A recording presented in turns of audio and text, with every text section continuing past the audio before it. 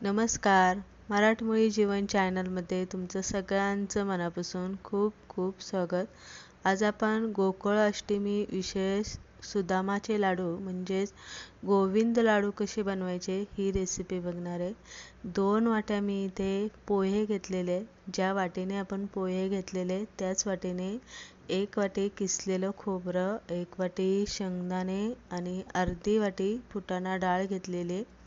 1 चमचा विलायची पावडर इथे घेतलेली आणि इथे अंदाजानुसार गूळ आणि तूप इथे लागणार आहे. हे सगळं साहित्य आपल्याला गूळ सोडून तुपामध्ये बाकीचं सगळं साहित्य आपल्याला इथे चांगलं भाजून घ्यायचं आहे. इथे कढईमध्ये 2 चमचे तूप घालून सगळ्यात पहिलं आपल्याला पोहे इथे चांगलं कडक आणि कुरकुरीत होईपर्यंत इथे भाजून घ्यायचे. पोहे भाजताना गॅस मोठा ठेवायचा नाही तर मिडियम ठेवायचा आणि मिडियम गॅसवरती कुरकुरीत असे पोहे इथे भाजून घ्यायचं. हे सगळं पदार्थ भाजत असताना इथे कुठेही घाई करायची नाही. मिडियम गॅसवरती आपल्याला हळूहळू हे भाजून घ्यायचं आहे. जास्त जर घाई केली तर ते व्यवस्थित भाजले जाणार नाही. फक्त वरनं भाजले जाईल पण आतमध्ये जो कचवटपणा असतो तो तसाच राहील. त्यामुळे काय होतं, लाडू जे असतात ते असे खुसखुशीत आणि चवदार न लागता पिठाळ लागतात. तर इथे आपण पोहे तुपामध्ये चांगले कुरकुरीत होईपर्यंत भाजून घेतलेले. त्यानंतर शेंगदाणे आपल्याला तुपामध्ये शेंगदाणे भाजायचे, पण त्या अगोदर गवळे गवळे शेंगदाणे असे खुसखुशीत भाजून घ्यायचं. त्यानंतर फुटाणा डाळ आपल्याला इथे थोडीशी भाजायची. त्यानंतर आपल्याला 1 चमचा तूप घालायचं आणि तुपामध्ये आपल्याला फुटाणा डाळ आणि शेंगदाणे इथे बारीक गॅसवरती चांगले इथे भाजून घ्यायचं. पण त्या अगोदर आपल्याला इथे फुटाणा डाळ आणि शेंगदाणे तूप न घालताच भाजून घ्यायचं, म्हणजे त्यामध्ये एक चांगला खुसखुशीतपणा येतो आणि व्यवस्थित ते इथे भाजले जातात. तर शेंगदाणे आणि फुटाणा डाळ आपण इथे भाजून घेतलेली.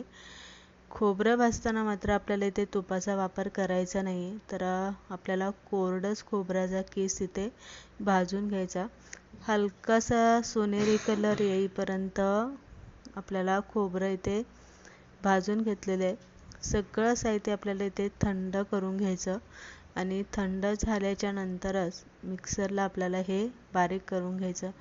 गरम असताना आपल्याला इथे कोणताही पदार्थ मिक्सरला वाटून घ्यायचा नाही, नाहीतर शेंगदाणे आणि खोबऱ्यामधनं तेल सुटतं गरम असल्यामुळे.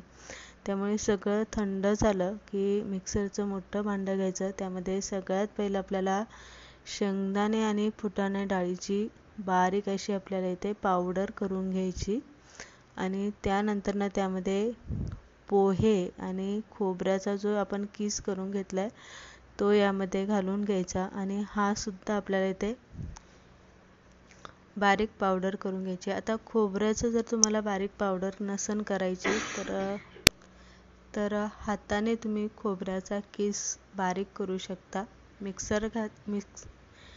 मिक्सरला केल्यामुळे एकजीव होतो आणि सगळं पदार्थ एकसंग असे मिक्स होतात. तर इथे आपण बारीक करून घेतलेले.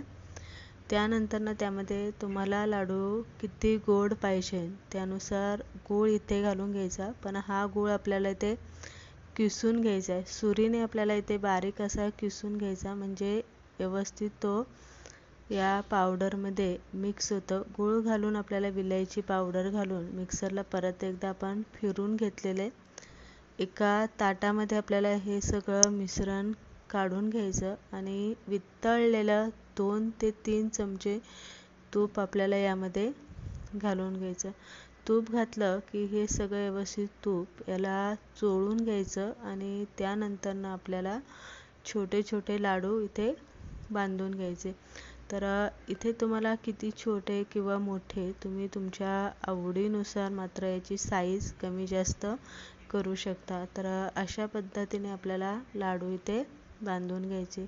छोटे छोटे बांधून घ्यायचे म्हणजे व्यवस्थित वळले जातात आणि खाताना सुद्धा आपल्याला ते संपलेही जातात. लहान मुलांना विशेष आवडल्या जातात आणि गोकुळाष्टमीला गोविंदाला हे लाडू नैवेद्य म्हणून आपण गोकुळाष्टमीच्या दिवशी श्रीकृष्णाला बनवलं जातात. तर एकदम साध्या सोप्या पद्धतीने आपण ही रेसिपी इथे बघितलेली आहे. बघू शकता एकदम खुसखुशीत झालेला आहे. चिकट अजिबात झालेला नाही. तोंडात टाकतात पटकनी विरघळेल इतका खुसखुशीत झालेला आहे.